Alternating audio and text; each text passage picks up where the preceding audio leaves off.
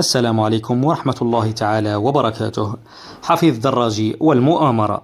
حيث أن حفيظ دراجي عبر وكأي شخص وأي صحفي عن رأيه وهو يعيش في دول الخليج حول الحرب الدائرة بين إيران وإسرائيل وأمريكا، حيث أن حفيظ دراجي قام تغريدة أو بكتابة نص أو مقال عن هذا الأمر، لكن الأمر أخذ وقرئ بمفهوم آخر، حيث شنت حملة شوعاء عليه أنه في صف إيران وفي عبر عن رأيه وكأنه ضد دول الخليج.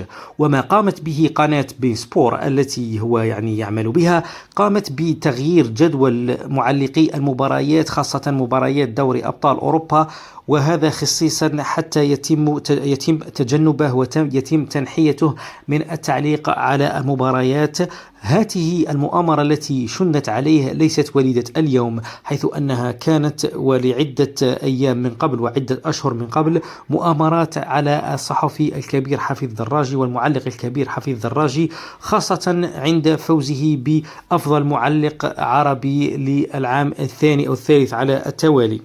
نتمنى من هذه الأمور أن تمر مرور الكرام، وأن يعود الصوت الحسن لشاشة المباريات ونتمتع بصوته، خاصة وأنه صحفي من طينة الكبار، وكل هذا لأنه جزائري بطبيعة الحال. ولا نتمنى أن تطول هذه الأزمة إن شاء الله. إخواني، صحفت والسلام عليكم ورحمة الله.